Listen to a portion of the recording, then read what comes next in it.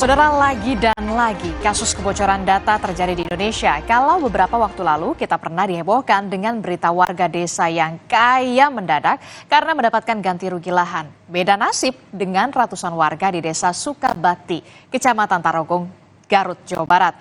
Ratusan warga desa ini mendadak heboh karena tiba-tiba ketiban utang. Iya, tidak ada angin, tidak ada hujan. Warga satu kampung dikejutkan dengan tagihan utang bank. Jumlah warga yang tercatat punya utang ini tidak main-main, saudara, sampai 407 orang. Ratusan warga ini, saudara, tercatat memiliki pinjaman mulai dari ratusan ribu hingga 2 juta rupiah. Merasa tak pernah meminjam uang di bank, ratusan warga satu kampung ini pun langsung melapor ke Kepala Urusan Umum Desa. Setelah diverifikasi, setidaknya ada sekitar 407 orang yang jadi korban penyalahgunaan data pribadi. Data KTP warga dijadikan jaminan untuk pinjaman ke bank. Ratusan korban ini tersebar di 6 RW Kecamatan Tarogong Kidul. Warga curiga jika diduga data pribadinya disalahgunakan oleh oknum tidak bertanggung jawab. Data ada, padahal belum pernah sama sekali ikutan pinjam ke bank Emo. Kaget, kenapa kok bisa data pendudukan bisa tersebar? Padahal Ibu tidak merasa ya? Tidak merasa, soalnya nggak pernah gitu ikut-ikutannya gitu ya, janji nggak pernah. Mulanya yang pertama tahu Bu Ayu dikasih tahu sama saudara bahwa masuk ke di bank Emo tersebar. Oh, Bu Ayu ada di bank Emo, padahal diklarifikasi Bu Ayu pinjam bank Emo enggak, saya nggak pernah pinjam. Bu Ayu asal bahasana kakaknya kok bisa tersebar, dari siapa itu kakak?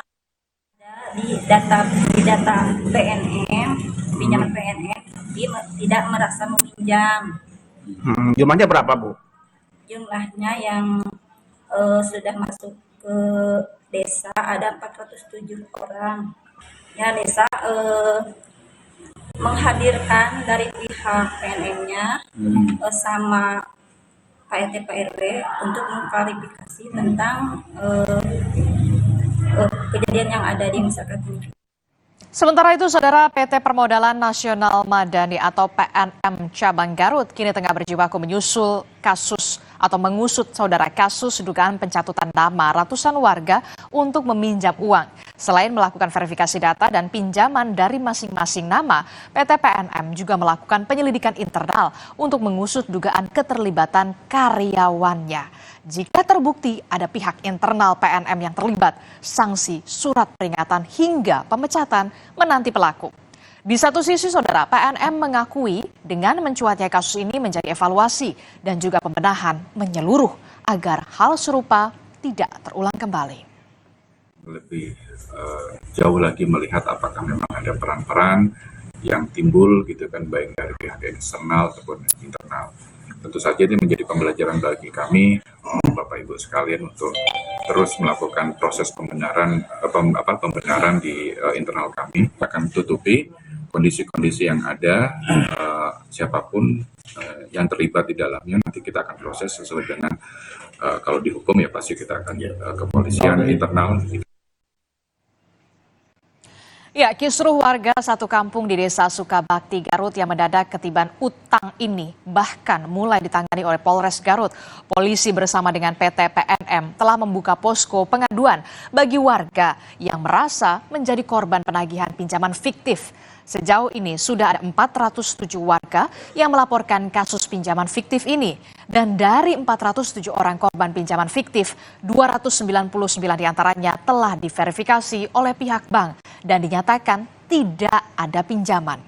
Sementara itu sisanya sekitar 108 orang masih dilakukan verifikasi oleh PT Permodalan Nasional Madani atau PNM untuk selanjutnya diserahkan ke Polres Garut. Apakah ada pidana penyalahgunaan data warga? Masih didalami polisi. Sampai dengan saat ini ada 407 yang sudah berhasil dihimpun.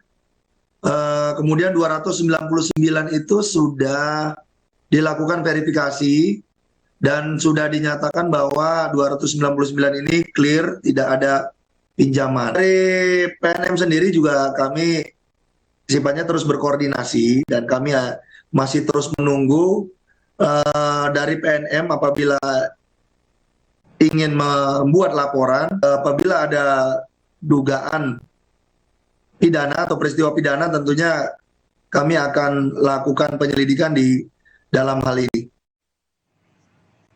Lebih lengkap soal perkembangan kasus ini sudah ada jurnalis Kompas TV Ridwan Mustafa di Garut, Jawa Barat. Selamat malam, Ridwan. Ridwan, apakah ada tambahan korban jika sebelumnya memang total ada 407, kemudian 299 orang lainnya sudah diverifikasi?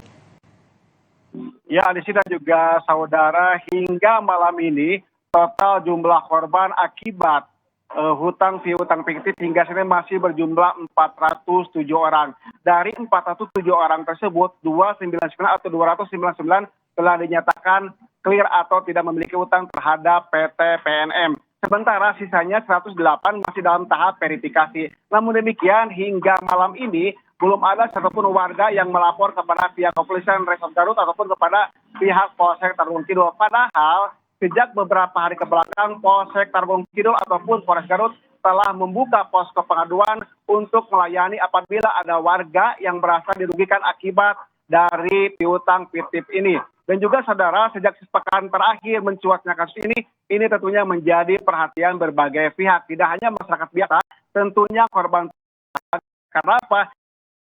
Ini tidak pinjam uang kepada PNM, tiba-tiba harus dan atau dianggap memiliki utang antara 800 hingga 2 juta rupiah. Tentunya ini menjadi keheranan yang sangat luar biasa bagi para korban dan sangat ironis sekali di sini juga saudara, dari jumlah tersebut dalam satu keluarga misalnya itu terdapat beberapa orang yang menjadi korban, tidak hanya ibunya, bapaknya termasuk anaknya pun menjadi korban dari utang piutang fiktif ini. Bahkan orang yang telah pindah domisili pun menjadi korban dalam kasus ini. Namun demikian, walaupun memang saat ini belum ada korban yang melapor terhadap pihak kepolisian terus mewaspadai berbagai kemungkinan terjadi. Tentunya ini semua untuk menjaga kondusivitas di Sukabakti, Kecamatan Tarogong Kidul, Adisti. Oke, Ridwan, walaupun memang belum ada warga yang melapor kepada polisi menjadi korban fiktif penagihan utang begitu ya.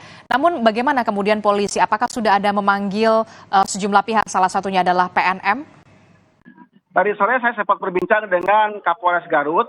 Pak Kapolres Garut mengatakan bahwa memang hingga hari ini pihak kepolisian belum memanggil pihak korban ataupun dari pihak PNM. Namun demikian sistemnya bahwa pihak kepolisian menunggu adanya laporan dari PNM ataupun dari para korban, termasuk memberi kesempatan kepada korban dan juga PNM untuk mengumpulkan berbagai data, di mana kita ketahui bersama bahwa PT PNM saat ini masih melakukan investigasi internal juga verifikasi internal. Nantinya apabila data semua sudah terkumpul, tidak menutup kemungkinan nanti akan dilakukan klarifikasi terhadap pihak korban ataupun kepada pihak PT PNM. Demikian, Adisti.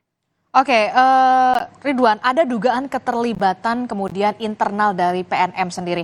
Apakah sudah diketahui siapa sebenarnya internal dari PNM itu sendiri dan apakah ada target untuk penyelesaian ini?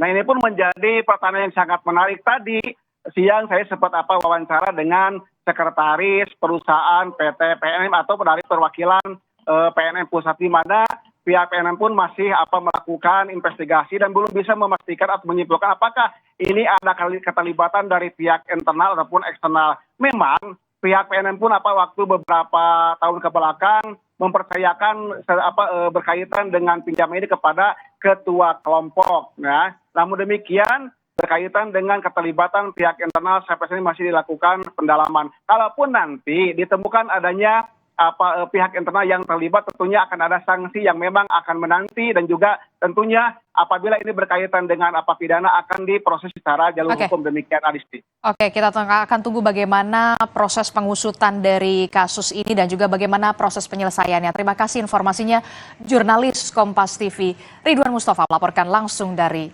Garut, Jawa Barat. Saudara, informasi penting lainnya di Berita Utama akan hadir sesaat lagi, jadi tetaplah bersama kami.